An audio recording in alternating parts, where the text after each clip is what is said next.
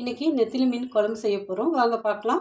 1/4 spoon உப்பு, 1/4 spoon மஞ்சள், 1/2 spoon மிளகாத்தூள் இது போட்டுடலாம். லெமன் ஒரு 1/4 பாகம் ஊற்றிக்கலாங்க. இப்போ இதெல்லாம் நல்லா கலந்து விட்டுக்கலாம். இப்போ எல்லாமே நல்லா கலந்தாச்சு. இது நல்லா ஒரு கொஞ்ச நேரம் ஊறிட்டு இருக்கட்டும். நம்ம அதுக்குள்ளே மசாலா ரெடி பண்ணிடலாம். கடையில் ஒரு 3 ஸ்பூன் அளவுக்கு எண்ணெய் ஊற்றிக்கலாம். மிளகு ஒரு 1/4 ஸ்பூன், சோம்பு ஒரு 1/4 ஸ்பூன் போட்டுக்கலாம். சீரகம் 1 பிஞ்ச் அளவு, வெந்தயம் 1 பிஞ்ச் அளவுக்கு போட்டுக்கலாம். இப்போ இதிலே ஒரு முழு பூண்டு வச்சுருக்கேன், 2 வெங்காயம் சின்ன சின்னதாக கட் பண்ணது இதையும் போட்டுக்கலாம். இப்போ இதெல்லாம் நல்லா வதக்கி விட்டுக்கலாங்க. வெங்காயம் வதக்கிட்டு இருக்கும்போதே 2 வேடிக்கை மிளகாய் போட்டுக்கலாம். இது நல்லா கலர் கொடுக்கும். வேடிக்கை மிளகாய் இல்லைன்னா காஷ்மீரி சில்லி பவுடர் போட்டுக்கோங்க, அதுவும் நல்லா கலர் கொடுக்கும். இப்போ இதிலே 2 தக்காளி போட்டுக்கலாம். தக்காளி நல்லா சாஃப்ட் ஆகிற வரைக்கும் நல்லா வதக்கி விட்டுக்கலாங்க. இப்போ தக்காளி எல்லாம் நல்லா சாஃப்டாக இதுலேயே வெந்துருச்சுங்க. மிளகாய் தூள் ஒரு 1/2 ஸ்பூன் அளவுக்கு போட்டுக்கலாம். தனியாத்தூள் 2 ஸ்பூன்.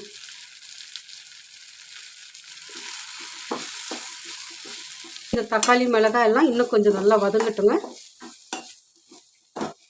இப்போ இந்த மசாலாலாம் நல்லா வதக்கியாச்சு. இதை ஆறுனதும் அரைச்சிட்டு வந்துடலாம். ஏற்கனவே புளி ஒரு சின்ன எலுமிச்சம்பழம் சைஸ் அளவுக்கு ஊற போட்டு வச்சுருக்கேன். ஒரு 4 ஸ்பூன் அளவுக்கு எண்ணெய் ஊற்றிக்கலாம். எண்ணெய் நல்லா காஞ்சிடுச்சு. கடுகு ஒரு 1/4 ஸ்பூன் அளவுக்கு போட்டிருக்கேன்.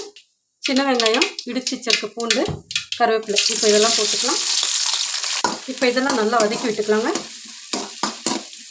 மஞ்சள் தூள் போட்டுக்கலாம். உப்பு ஒரு 1/2 ஸ்பூன் போட்டுக்கலாம்.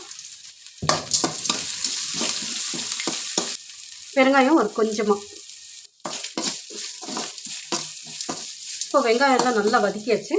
அரைச்சி வச்சிருக்க இந்த மசாலாலாம் இதில் ஊற்றிடலாம். அதோட கொஞ்சமாக கொத்தமல்லி போட்டுக்கலாம். இப்போ இந்த மசாலாலாம் நல்லா வதக்கி விட்டுக்கலாம். இப்போ இதில் கரைச்சி வச்சிருக்க புளி தண்ணி ஊற்றிடலாம்.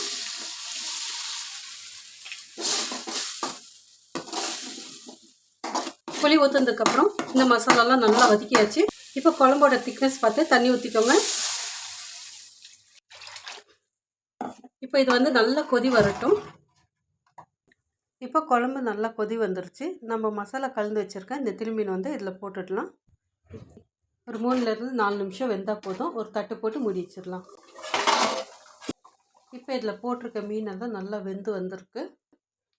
இப்போ நெத்திலி மீன் குழம்பு ரெடி ஆகிடுச்சு. இந்த மாதிரி நெத்திலி மீன் குழம்பு நீங்களும் செஞ்சு பாருங்கள். கடைசியாக கொஞ்சமாக கொத்தமல்லி போட்டுக்கலாம்.